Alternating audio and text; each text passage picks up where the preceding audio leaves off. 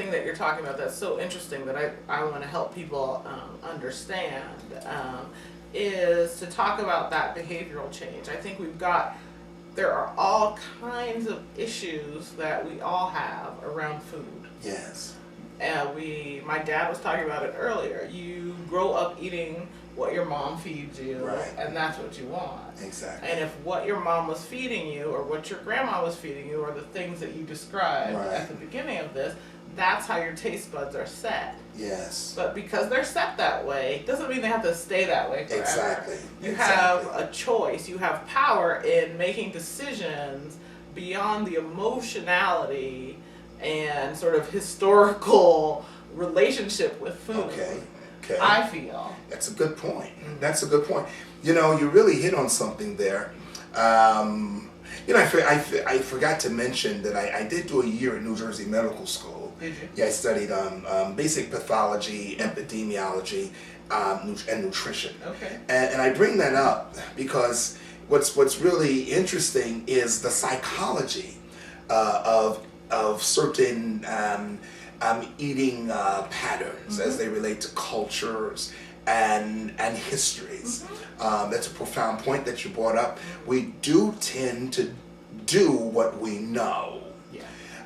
However, at the same time, you know, one of the reasons that we have such, and this is universal, one of the reasons that we have such an obsession with sugary carbohydrates, well, all carbohydrates are sugar, but with simple, fast, and processed carbohydrates is because of the fact that these sugars actually promote the creation of pleasure cells in the brain. Absolutely. So these foods actually release endorphins that give pleasure, and so it's an addictive situation. So you're dealing with some serious psycho-emotional issues that are related to certain foods and behaviors, and so it's a challenge. It's both psychological, I think, and physical. And I'm not a nutritionist or an expert in this stuff, but I'm starting to learn. And one of the things I have learned for me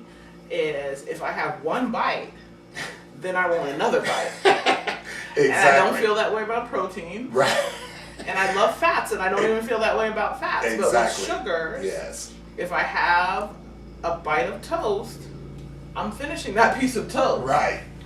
If I start with a sugar, and that's both my psychological long history and love of carbohydrates, but it's also a physical reaction. Exactly. And again, the reason is it gives you pleasure. Right. You know, it's actually the chemical that's produced in the brain is called serotonin. Right. And of course the serotonin, this